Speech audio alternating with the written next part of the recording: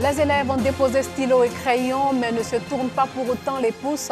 Ils sont en tout cas nombreux à Kouto, cette petite commune de la Bagoué, c'est dans le nord du pays, à s'adonner à des activités ces vacances pour se faire un peu d'argent de poche. Et puis la France célèbre aujourd'hui sa fête nationale avec un défilé militaire sur l'avenue des Champs-Élysées sous le regard d'Emmanuel Macron qui présidait ces festivités. 141 ans déjà qu'est célébrée la fête nationale dans ce pays. Bonsoir et bienvenue dans le journal. Vacances scolaires riment bien avec job de vacances pour de nombreux élèves. À Kouto, dans le département de Boundiali, dans le nord du pays, stylos, crayons et cahiers sont vite remplacés par marteaux, scie, rabots, enclumes et fer frisé aussi des bigoudis. Ces apprenants s'adonnent ainsi à des activités pour se faire un peu d'argent de poche pour certains et pour d'autres, acheter leurs fournitures scolaires à la rentrée prochaine. Alassane Drabo a suivi ses menuisiers, coiffeuses et mécaniciens d'un temps. À Kouto, ville du nord de la Côte d'Ivoire, reliant les départements de Boundiali et Tengrela, ce sont les vacances pour les élèves. Les salles de classe sont fermées. On se demande bien que font nos tout-petits en ces périodes de liberté totale, si ce n'est s'amuser. Eh bien non. Ici, les élèves pratiquent des jobs de vacances. C'est le cas de Stéphanie. L'adolescente passe en classe de première. Ce matin, elle s'apprête pour rejoindre le salon de coiffure de sa mère qu'elle gère avec sa cousine pendant les vacances. Bonjour, Larry. On dit pas. On dit pas, il n'y a pas à faire aujourd'hui. Le salon est situé à quelques mètres du domicile familial. Quand elle y arrive, il n'y a aucun client. Mais tout de suite, Stéphanie se met à la tâche. Chaque vacances que je viens, j'apprends. Donc, ça fait que je connais un peu. Je sais friser, je sais, faire un peu de chillon, un peu de macoussi, tout mèche, nappy. En tout cas, les petites tresses, quoi.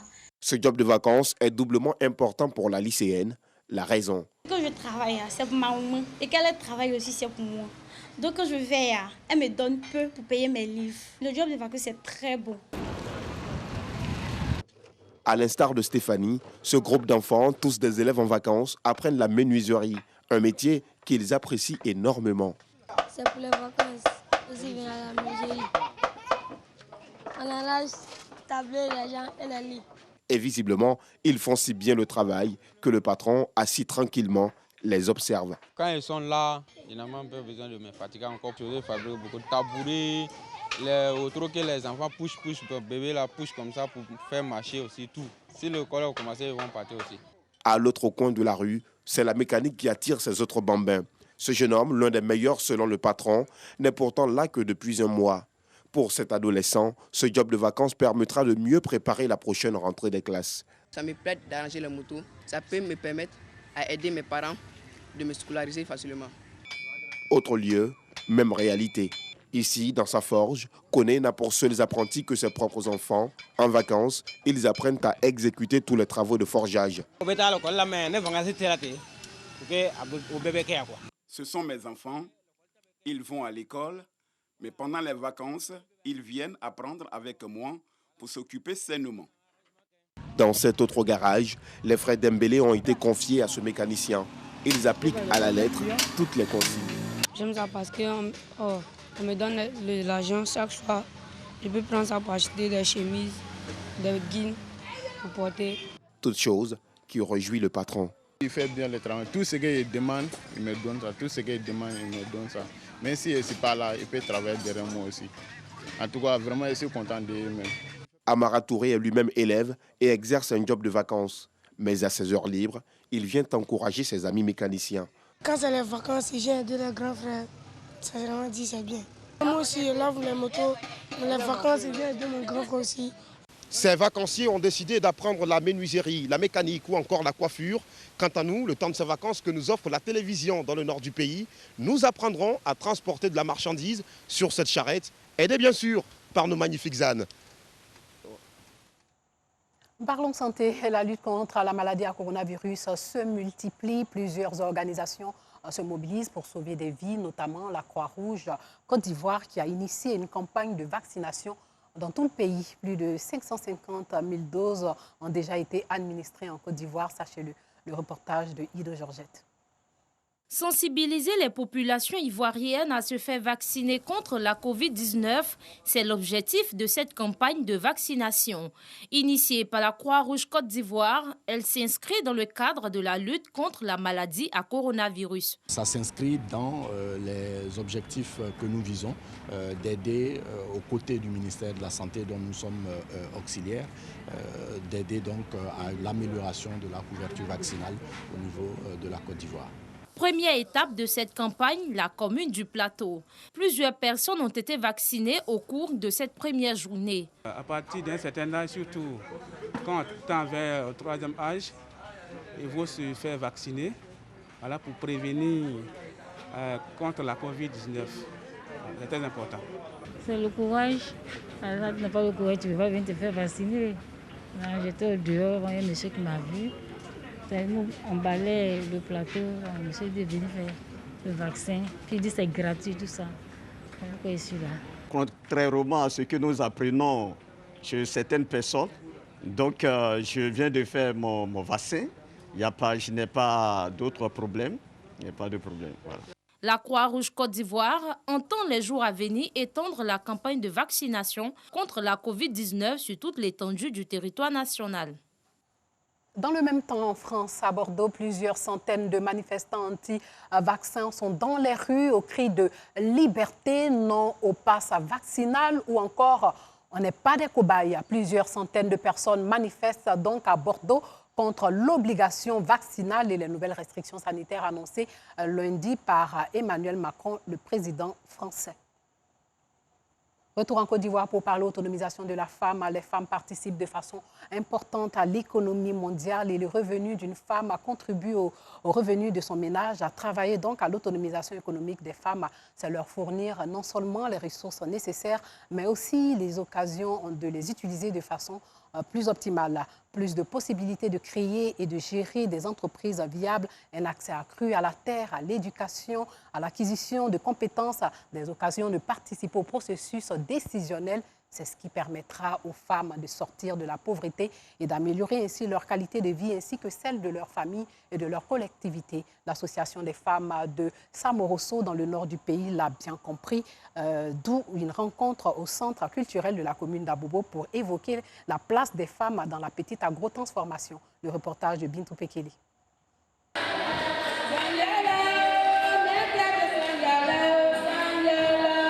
Elles sont membres de Mousso Bromala, l'association des femmes de Samorosso de la région du Béré. Elles exercent dans le commerce et le vivrier, et ce, de manière informelle. Un statut qui les rend peu productives et rend leurs produits peu rentables. Afin de mieux s'organiser, elles ont fait appel aux autorités et à Alimata Koulibaly, expérimentée en agrotransformation. Le thème débattu ce jour, l'autonomisation de la femme ivoirienne, quelle place pour la petite agrotransformation. Nous avons besoin de soutien, d'accompagnement.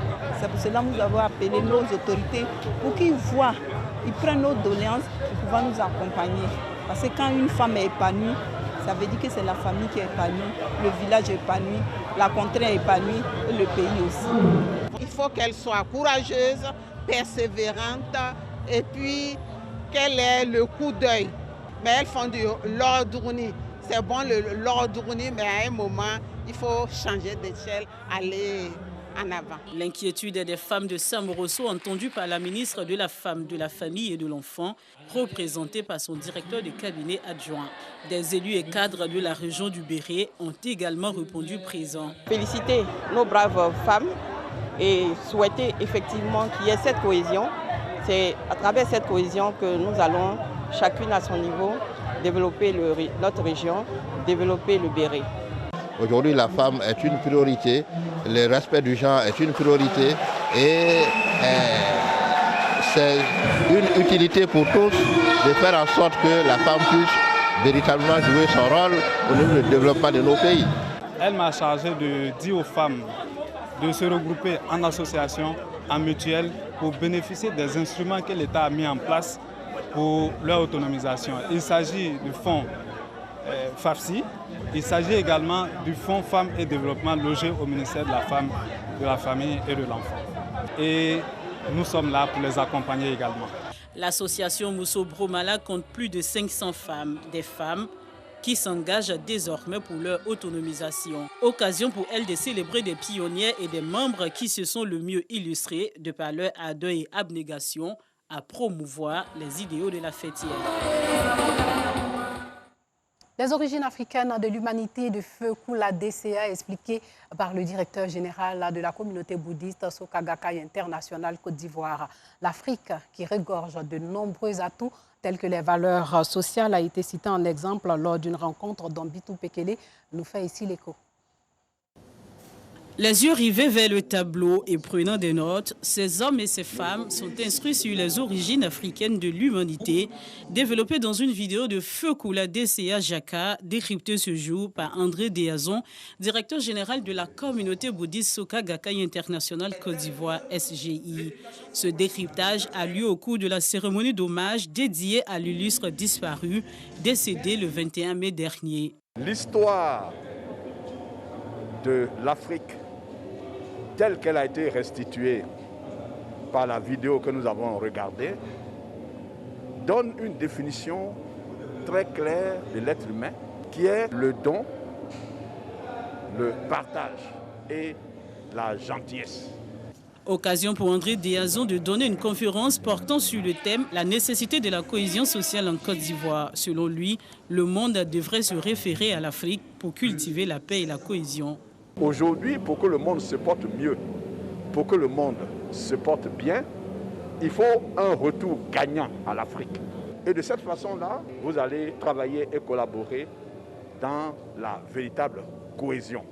La cérémonie d'hommage à Feu Koula DCA Jaka a également permis aux conférenciers de décortiquer les 7 zones énergétiques du cerveau humain, mises au point par l'indicamétrie de Moustapha Diaby.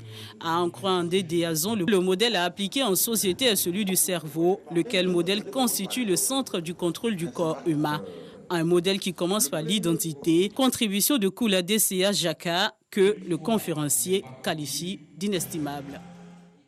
Un mot de sport avec la visite du ministre des Sports aux éléphants U23 à Songon, à quelques kilomètres d'Abidjan, où l'équipe ivoirienne se prépare pour les JO de Tokyo. Salif Ouattara nous en dit un peu plus.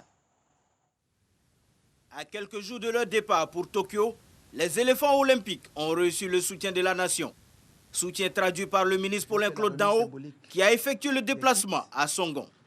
Peu avant la remise symbolique du drapeau et des kits pour le voyage aux 22 joueurs et au staff technique, le ministre en charge des sports a eu un huis clos avec les cadeaux de la sélection.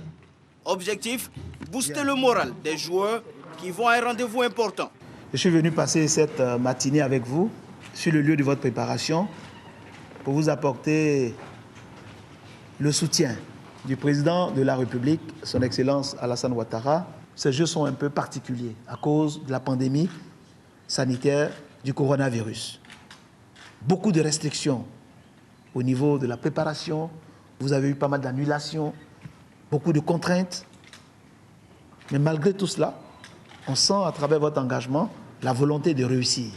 Max-Alain Gradel, capitaine de la sélection olympique, a rassuré le ministre Paulin Claude Dao quant à la volonté de ses coéquipiers de franchir le cap des phases de poule.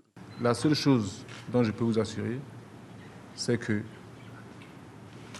on donnera tout aux Jeux Olympiques pour que la Côte d'Ivoire puisse être fière de ses enfants. Logée dans la poule D, la Côte d'Ivoire affrontera l'Arabie Saoudite le 22 juillet, avant de croiser le fer avec l'Allemagne le 25 juillet et enfin aller défier le Brésil, tenant du titre, le 28 juillet. Mais avant du 20 au 21 juillet prochain va se tenir la 6e édition du grand festival de lutte traditionnelle africaine. 5 pays de la sous-région vont participer à cette compétition. Patrick Dadier nous parle de l'événement. À quelques jours de la grande messe de la lutte traditionnelle africaine dans la capitale économique ivoirienne, Mireille Fané, directrice d'A-Event Group, accentue la communication pour une adhésion massive des populations. L'initiatrice et son équipe visent au bas mot 10 000 spectateurs. Après son passage mercredi dernier à Radio Côte d'Ivoire à l'émission Vérité des Sports, ce week-end encore, la promotrice du grand festival de lutte traditionnelle africaine était face à la presse. Le principal but visé, valoriser la culture africaine et favoriser l'intégration africaine par le sport, notamment à travers la lutte. les grands champions du Niger qui seront là et puis les champions du Mali aussi qui seront là.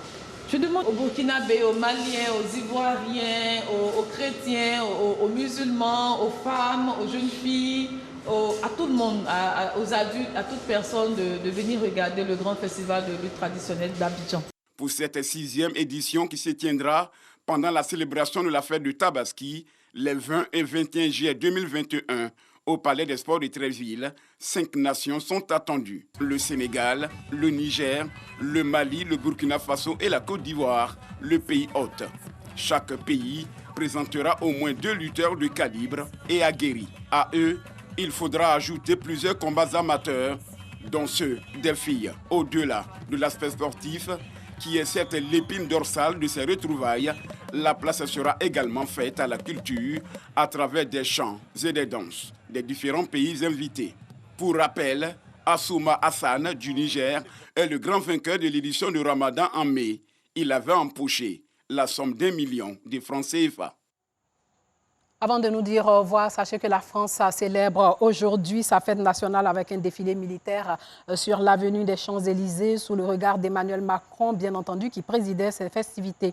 Le spectacle de 2 heures s'est achevé par une Marseillaise entonnée par une chorale de 120 jeunes engagés, lycéens, militaires, membres du service civique, du service militaire, volontaire ou adapté, pompiers bénévoles, 141 ans déjà que célébrer la fête nationale en France. Voilà, c'est tout pour ce soir. Portez-vous bien.